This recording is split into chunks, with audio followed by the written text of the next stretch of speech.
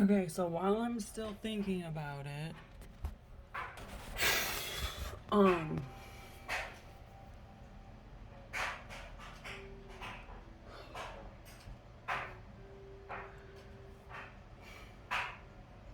okay, so the Manson family,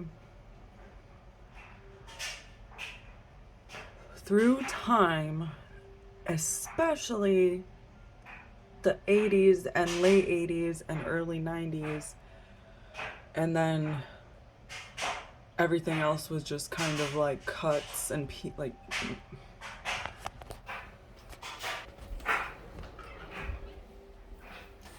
Okay, okay, so.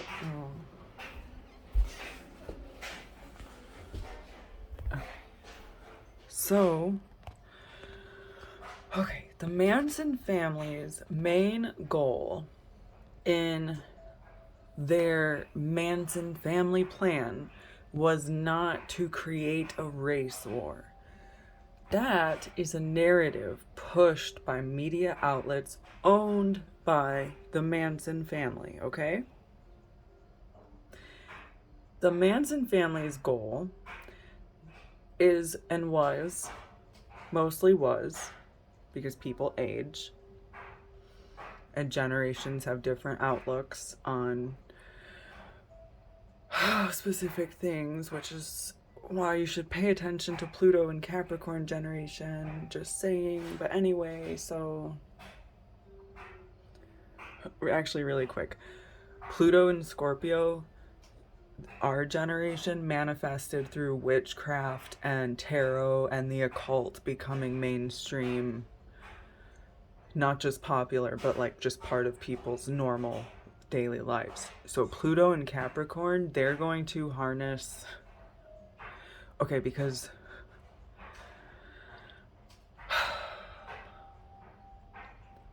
when we were all being born as Pluto and Scorpio, the world was changing and things in the back were coming to the forefront. And the occult is generally about using your subconscious in your environment and your environment in your subconscious, right? Okay. So,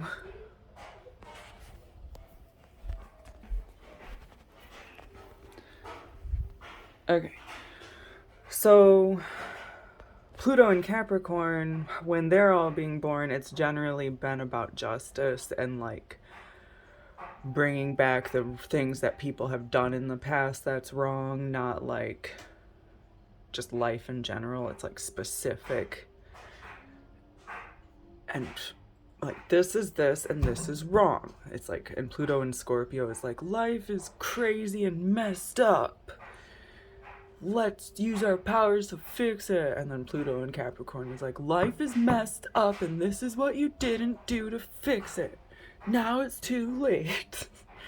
That's how Pluto and Capricorn has been, I feel like, throughout the last few years. So that's how that generation is going to manifest in adulthood. It's going to be very like, no, you did it wrong and now we're doing this. But they're going to be adults. Okay, but anyway, so the Manson family is their plan.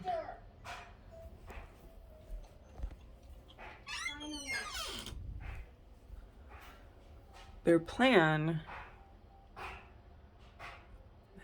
is to, at first, which is what you do, and I'm pretty sure is what happened in 9/11, and then I think that 9/11 had a clash with the Manson family, and then the people in the American government who didn't know who's involved in the Manson family, because not everybody in the Manson family is in a photograph. So you first go for the media, and then once you are in the media, you can prevent certain news from reaching the public. And then once you prevent specific news headlines from reaching the public, you can veer the public in a different direction so that they are unaware, arrogant, ignorant. Arrogance and ignorance. That's a flash throwback. Okay, God. Anyway, okay, so people just don't even know what they don't know. So they just fork off into a completely different route. So you control the media first. The very most important things that you want to control, that people are most paranoid about, like, oh, you're gonna take this, you're gonna mess with our medicine, are not what the Manson family is trying to get into. The Manson family's plan was to spread into very specific day-to-day necessities that are not, that basically ones that will feed into the media, not ones that you need to live. But like, okay, they went after Abigail Folger. Yes, she had a lot of money, but you get the coffee, then you get the trade network to different countries that grow coffee. And then I forgot who it was, but there was another person that owned a chain of grocery stores, okay? So when you control trade and chain and supply, and then you're also controlling media and the influence of people's subconscious, like subliminals, you can veer them to buy specific things, which will make them purchase things and then use their time, energy, and labor to give you pennies on the dollar as a Manson family, whatever you want to call it, contributor, employee, member. I don't know what they call themselves, family member. I don't know. So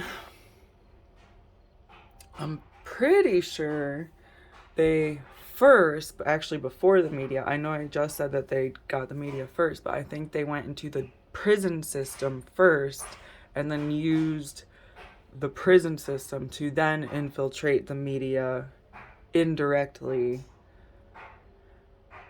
And then it's like getting an edge on your opponent, like coming in from the side diagonally type of thing. So the reason I'm talking about this is because of what I just posted, the video where I was talking about my experience in the grocery store, whatever. It actually has nothing to do with this except for the fact that there's a grocery store involved, and the fact that my grocery store was bought and sold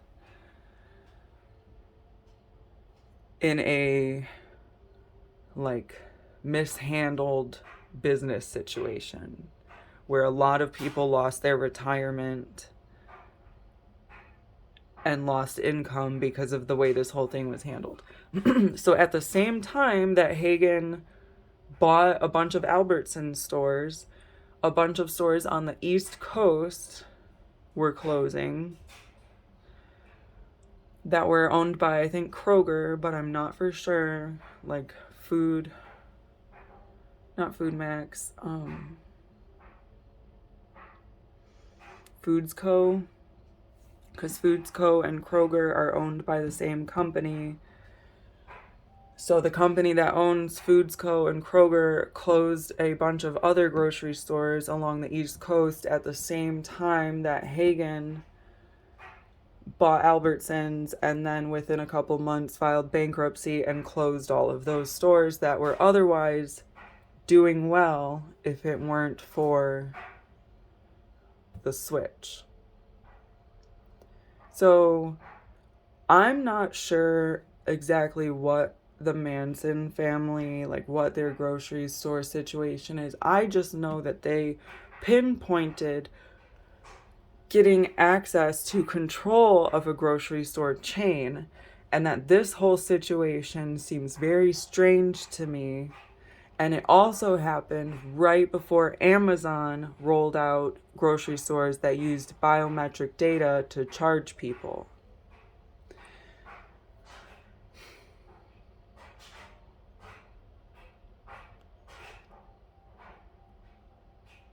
There's also, when you talk about things like this, a tendency to get very emotional and angry, and it's like because it's something that's pulling on your emotions. But just because you're angry about something, which is okay, it's okay to be angry. It's a healthy emotion as long as you channel it in a good way, which is hard sometimes. It's just, why does it make me angry? And that's why I guess I'm talking about it. Like, I don't know. I actually completely forgot the beginning of my sentence just now.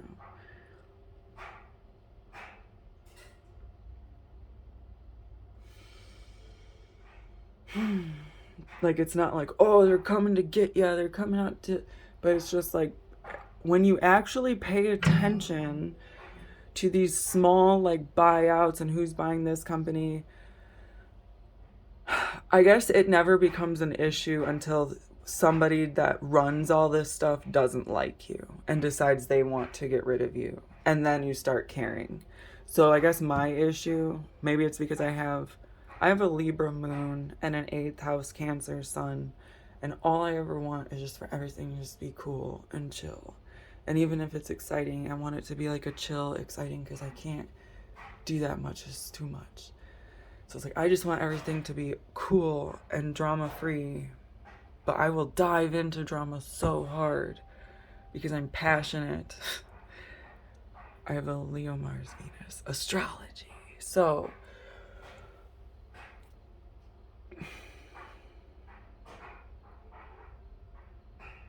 it's like,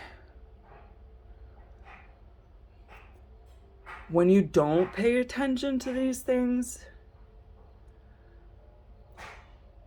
it's like you will be forced to when they finally affect you. But my issue personally is that if we all paid attention to what was going on, because these things are things that affect us as a society as a whole. Everybody goes to the grocery store. Everybody is involved in these purchases and trade and all this stuff. There's more to it than just grocery stores and coffee and the media. But if we all had a clear understanding of where resources were allocated between countries and businesses and why countries and businesses needed and were using these resources, we would have a better understanding of what we needed to supplement in our daily lives in order to make the world a better place, because we can't create palm oil in masses at home the way that businesses can. But you can make other things and grow other things and do other things. But if you're not sure which direction to head, and everything is designed to stop you from doing that so that you can just spend your time and labor to give somebody else what you earned, then it's all just going to be confusing and everybody's going to be unhappy. And I'm pretty sure the reason that most people are depressed is not because of a hormone imbalance, which happens all the time and then goes away and comes back and goes away and comes back with everybody. It's because people are generally unhappy with how they spend their time, and they want to spend their time how they want to do it. And restrictions with money are the main source of not being able to spend your time the way that you want to. And then it's like, well, what does money buy, and what is money for? And that's such a big question, and it shouldn't be, because it's something that we use all the time in our daily lives. Money is a piece of paper that shows you the value of your labor. So if your labor is worth a certain amount, what are the resources that you're moving around at your job worth? And that's pretty much what it comes down to. And is everything designed to just make the basics, or is everything designed, like, is it like you can't get paid more or else the entire company would close down? Because pennies do make a difference in pay when you have thousands of employees. Or is it that maybe if food was cheaper, restaurants would be able to pay their employees more and have a cheaper menu, but then people would rely on going out to eat more and then grow their food less. So then it becomes this cycle. So then if everybody's aware of the resources, you can understand the give and take in these little moments of our lives that we just take for granted because we are a part of it. We're a part of society. We're a part of the highway and taxes and money coming and going, and we do this so we get this, and then we earn this so then we give it to other people and then they move it around. But what if we could all do that more in a better way and just be aware of what our resources were? Not like everybody stop working and be hippies. I know I started with the whole Manson thing and then now I'm going into this. Not everybody stop working, but everybody understand what their work, like what's behind it, so they won't be so mad at their boss or the CEO and like, you're, or the 1% or whatever. And it's like, well, maybe these people have to spend massive amounts of money on insurance or oil for factories, like the Waltons of Walmart. Everybody was so mad at Walmart for a long time, and then like 7 years later, Walmart rolls out the Great Value brand in masses that they didn't have before, and it's because they're purchasing factory space and the materials needed for that factory space. Not because they're greedy, evil people that just want to make everybody suffer. It's because they're allocating funds in order to use it for a specific reason. And then people want to say, look at this person's house, look at this person's car. And I'm guilty of that myself. But at the same time, if you had a common person's job and not a celebrity or a big scale, big head honcho type job, and you were like a doctor, you would say, hey, I'm saving lives. I deserve a nice car. I deserve a nice house because I'm helping people. But maybe there's different ways of helping people. And maybe maybe there's a reason that you're not allowed to know the value of your labor and the value of resources and what resources make the world go round. It could either be because there's a big conspiracy where nobody wants you to know, or it could be because people in general are too tired and busy working and trying to make a living to actually think about it, and it's made complicated so that you have to do all this like weird like overlapping and putting two and two together stuff to even make a little bit of sense, and then it's like, and then it's gone, and then the article disappears or whatever. I don't know. I have a headache now. I talked for almost 20 minutes, so I'm gonna shut it off.